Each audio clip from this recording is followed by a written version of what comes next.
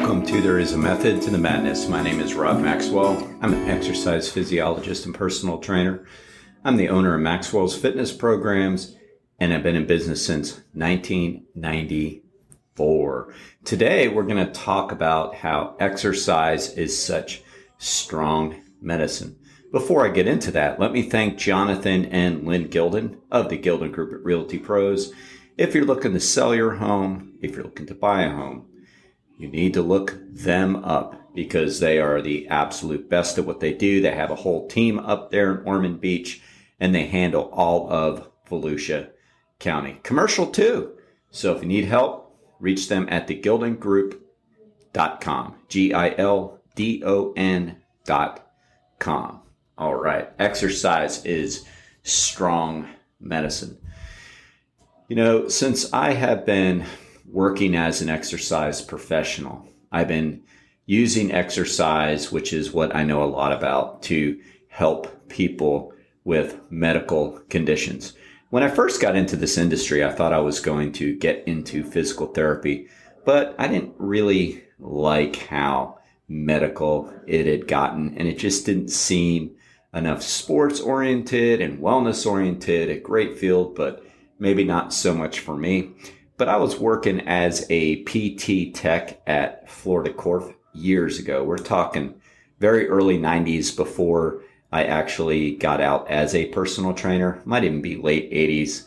And I was working on my master's at the time in exercise science. So I learned so much there. I mean, education's important, of course, but, you know, experience, good experience is so critical for everything. And I just got such a dose of what I needed to learn there, from helping patients with their gait training, from really learning how to do blood pressures, from really using pulse oximeters the correct way, from helping patients get out of wheelchairs appropriately, transfer skills, communication skills. I mean, just the medical side of things. And I saw so many people benefited from getting into an exercise program.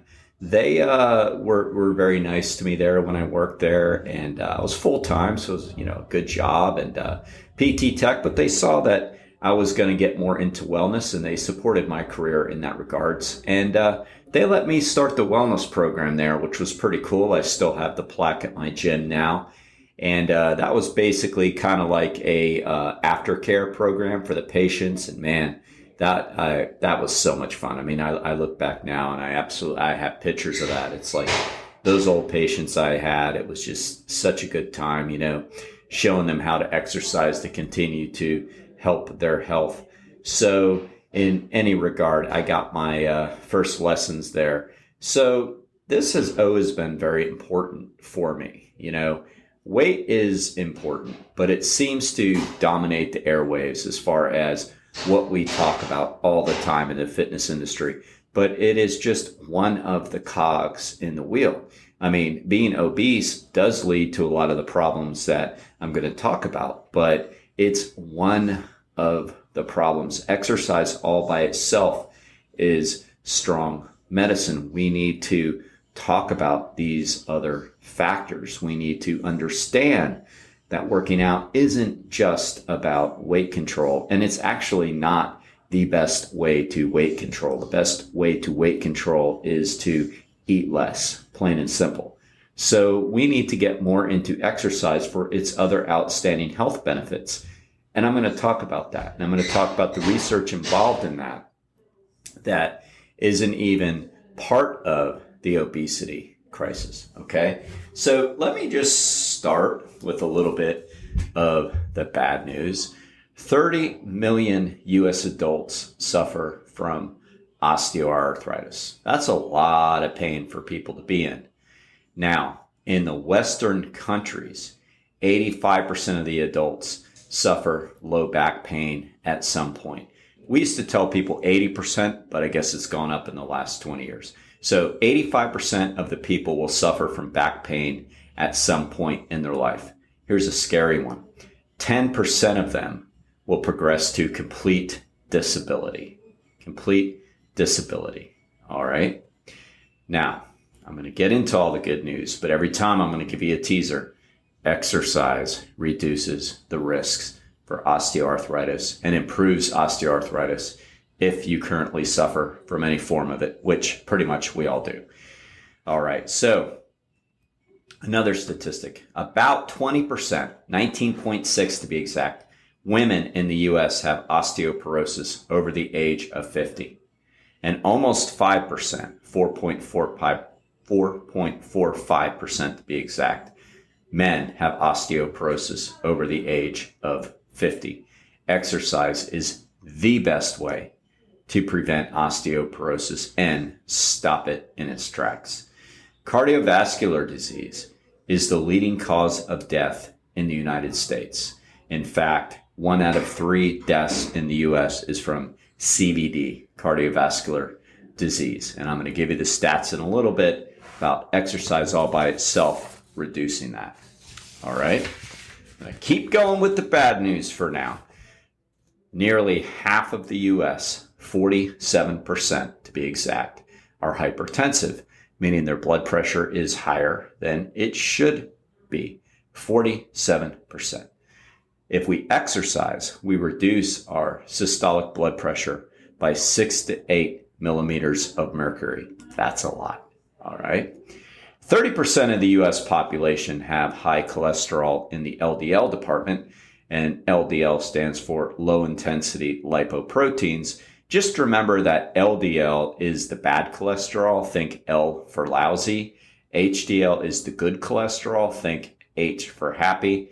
Exercise lowers LDLs, and I'll admit, not to a great extent. That's very genetic. And exercise definitely raises, though, HDLs, which carry the LDLs. All right. Sarcopenia. Stop. Sarcopenia. Sarcopenia is age-related muscle mass loss. Now, we just don't lose muscle because the time keeps on ticking away, like Steve Miller says. Nope. We lose it because we stop exercising. We stop moving as much. We lose 40% of our muscle mass if we don't exercise between the ages of 20 and 40. 40%.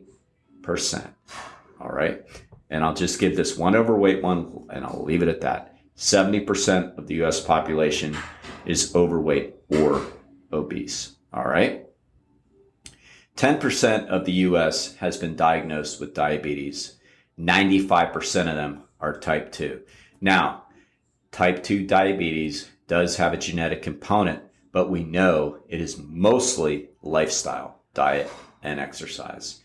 Only 28% of the U.S. is meeting their minimal requirements of physical activity of 150 moderate minutes per week. 28%. All right. Meaning 72% of the people are not moving enough. And that's kind of ironic, isn't it? 70% of the population is overweight and obese. 72% aren't getting in the minimal activity. I wonder if there's a correlation there. Could be. All right. So now I'm going to talk a little bit about modifiable and non-modifiable risk factors. And I'm going to bring this up not to bore you. And if you're bored, shame on you. I bring this up because I want to show you how much control you have. Modifiable risk factors for cardiovascular disease. What does modifiable mean, students? It means you can change it. What does non-modifiable mean, students? It means you can't. All right? Modifiable risk factors for cardiovascular disease. Your weight, your cholesterol levels, your blood pressure, whether or not you smoke, your triglycerides, your glucose levels, which you know leads to diabetes, and your physical activity. All right. That is 1, 2, 3, 4, 5, 6, 7 modifiable risk factors. 7 things you have control over. Now I'll give you the non-modifiable risk factors. Ready? This is a long list. No, it's not. It's only 2. Age and family history. That's it. It's the only thing you don't have any control over right there. Age, well, can't change that, right? Time does keep ticking away. And family history. So if you family genetically has a history of diabetes and cardiovascular disease, yes, you could be more likely. But if you follow and try to prevent that with the other 7 modifiable risk factors, you're taking a great chance of not having that, right?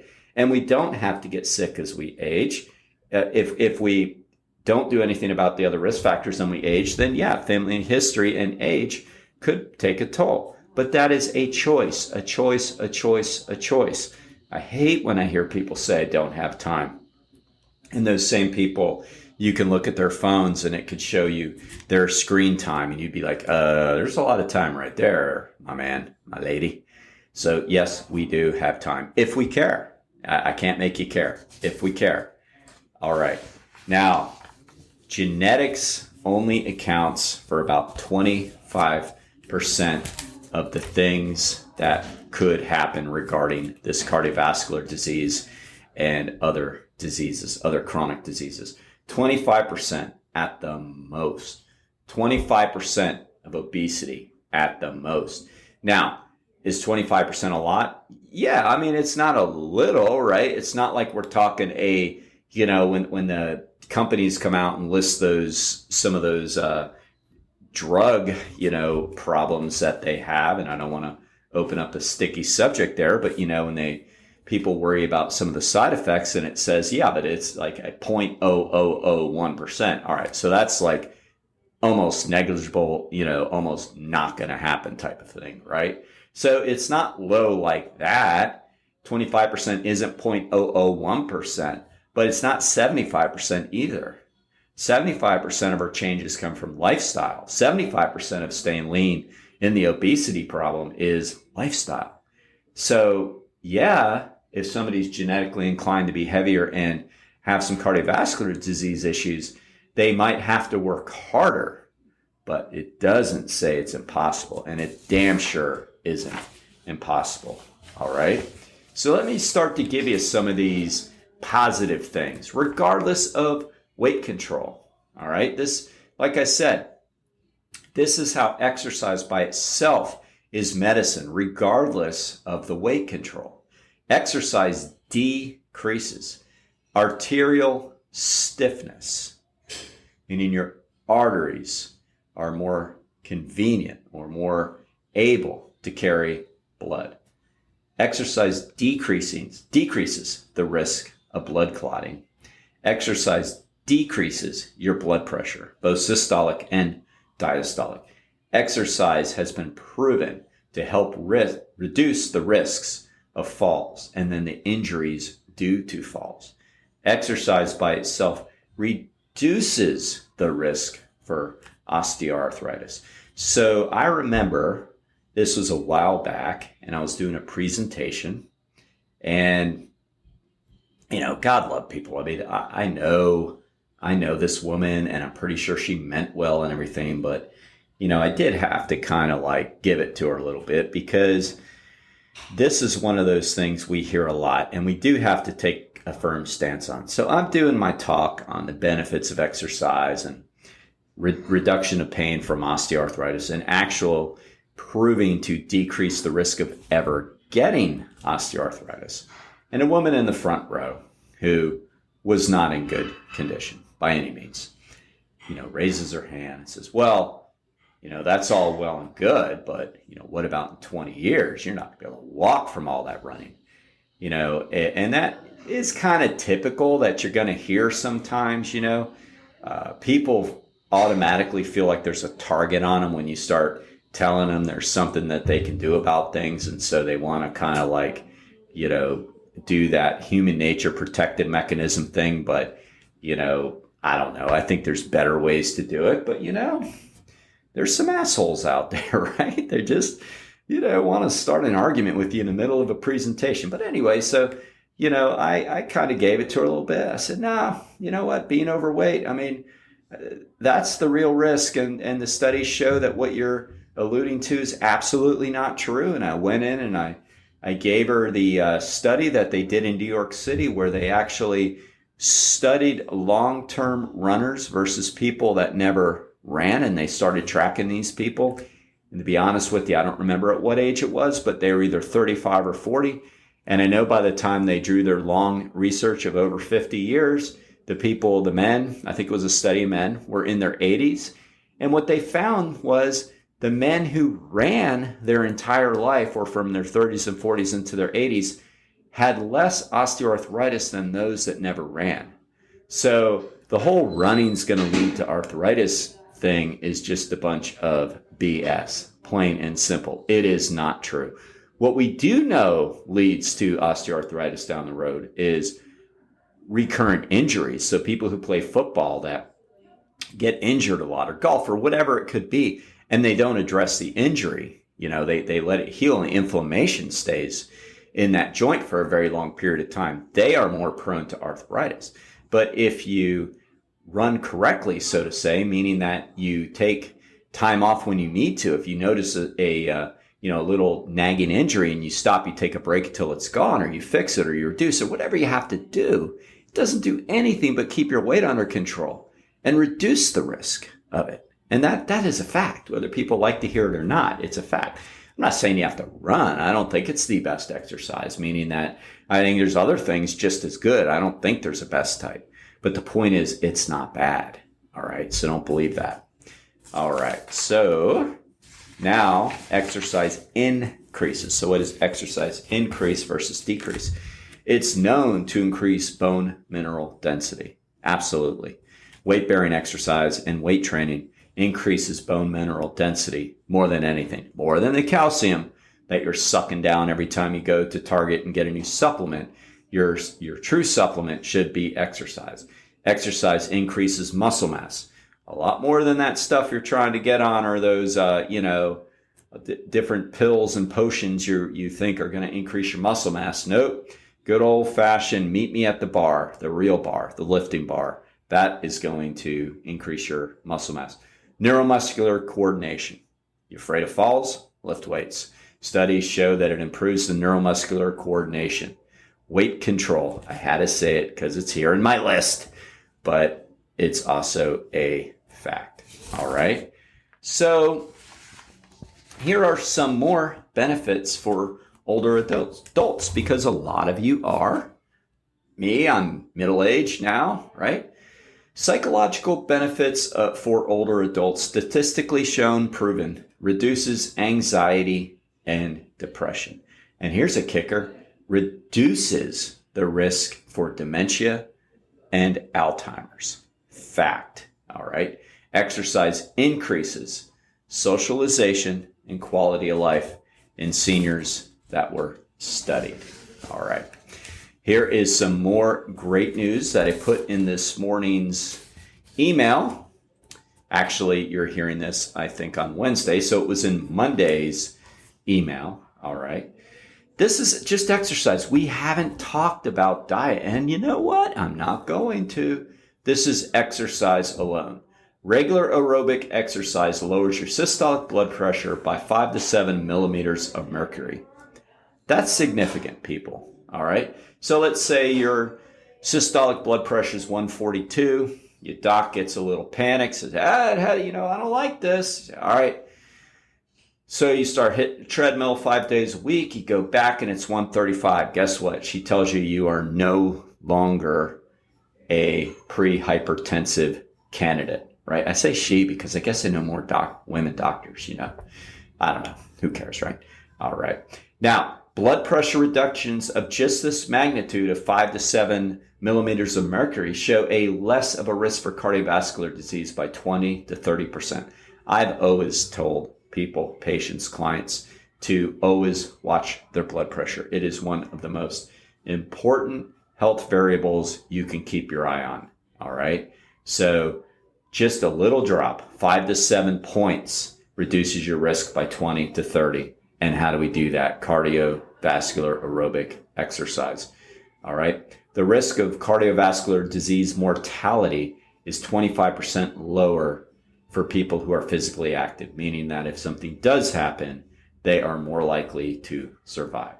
Exercise reduces the risk for 7 types of cancer by 10 to 20%. Now, when I was starting out, I didn't learn that as much, or maybe the research wasn't there as much, but it's definitely there now. Like when I was in school, it was during the low-fat crazes and cholesterol crazes and cardiovascular disease. Like that became the real big one. Everybody was looking at heart disease, and rightly so. It's the number one killer. I'm not saying they shouldn't have. I'm just saying, like, we didn't learn as much about cancer as we know now. But that's huge. And here's another stat on cancer. Exercise reduces the risk for recurrence of 3 different types of cancer by 30 to 50%. And those cancers are breast, colon, and prostate. So exercise has been shown to dramatically lower the risk of recurrence. 30 to 50% is huge, which means anybody in this study that was diagnosed and had treated was exercising during their therapy and immediately afterwards. That's good news, right? I mean, these are things within our control, all right? And here is a little more information on cancer. I know you're getting a lot of facts today. I'm blowing a lot of numbers at you, but I think it's important to know, it's important to be able to keep an eye on what we can keep an eye on. But the benefits of regular exercise for cancer survivors, whether it be breast, prostate, or whatever, is aerobic exercise lowers anxiety, lowers depression. These aren't just opinions, by the way. These are studies that have been done by the American College of Sports Medicine and American Heart Association that is fed to doctors. Like this is given to physicians, this research. So it's been statistically significant to show this, or they couldn't state it. Lowers fatigue, improves quality of life based on a survey that the patients filled out, improves perceived physical function. Strength training by itself lowers fatigue, improves quality of life, and improves perceived physical function. All right. But we all know we should do strength training and cardio. So what do the studies say about that for cancer survivors? If we do both cardio and strength training, we know that it lowers anxiety, it lowers depression, it lowers fatigue, it improves quality of life, and improves perceived physical function. All right. So I know that's a lot of data, right? But what I want to leave you with on that is 1 is infinitely greater than 0. What does that mean, Rob? It means that if you just every day try to get a little bit better, right? I mean, I understand people have a difficult time sometimes fitting exercise into their lifestyle. And I do believe that it's partly our responsibility in the fitness industry. Not necessarily, I'm not trying to dodge responsibility, but just trying to give it to you straight. Not necessarily the true professionals, but unfortunately, the true professionals are represented by everybody. And there's a lot of people out there in the fitness industry that are just out there to make a buck. I say it all the time that the research doesn't change as much as you think it does.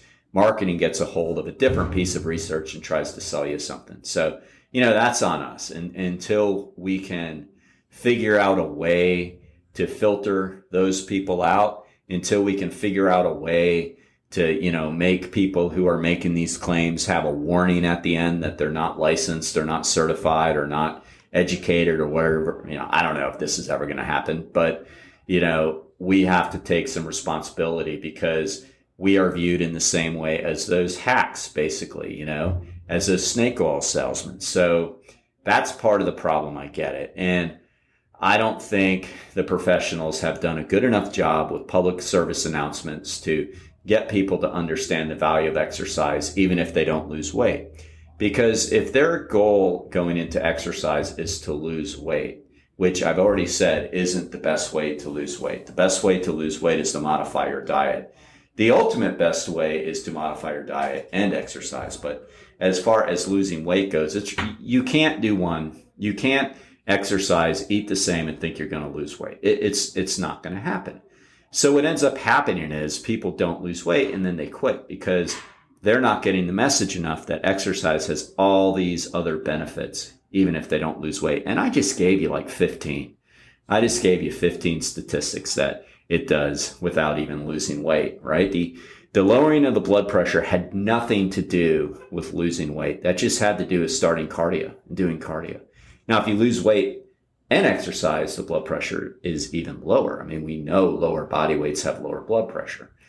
So part of it's on us not making that point. We don't hit you hard enough with that point.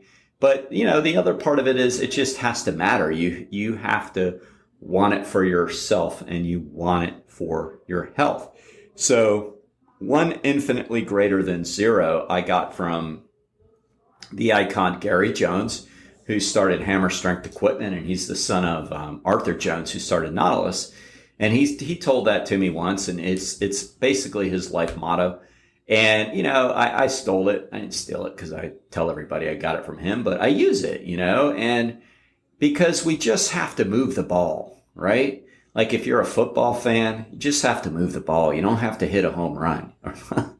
Great. That was wonderful, right? Baseball analogy out of football. You don't have to have a touchdown on every run. There we go. I do know my sports people, I promise. You just have to move the ball a little bit. If you move it a yard, well, you just progressed, Don't worry about how far the end zone is. Just move the ball. Like look at what you did yesterday and say, I didn't do anything. Okay. So today go for a 5-minute walk. Do a few push-ups, do something. Like every day make a positive contribution into your life, with your health, with your wellness activities. And you absolutely will start to see the progress from this. You just will. So, we can give you all the 150 minutes a week or 300 minutes is more ideal, 2 to 3 days a week of strength. Yes, all that is true, but just move the ball. Just do something. Make a positive input into that account. Even if you just deposit $1, put something into it today. All right. So thank you, Daytona Beach's Overhead Door, our second greatest sponsor of all time. Zach and Jeff Hawk are the owners of Overhead Door. And let me tell you something. So he comes in this morning. He worked out, Zach that is, and we're battling our remotes on our garage door opener. And we showed him, we couldn't get it programmed over the weekend. So we showed him and he goes, those are junk, He goes and he gets some good ones out of the truck. And he says, here, take these. He showed me how to program it. I mean, yeah, I know he's a client and everything, but that's a guy that cares about quality. Like he said, no, don't use that thing. Use this. We had gotten it Lowe's. And no offense to Lowe's. It's just, they're not a garage door company. So he wanted us to have the right ones, right? I mean, customer service, ladies and gentlemen, is everything. And I want to use businesses that are locally owned for that very reason. So they've been in business 100 years. I think they know what they're doing. If you need help with any garage door issue, whether it be repair, whatever, give them a shout. OverheadDoorDaytona.com.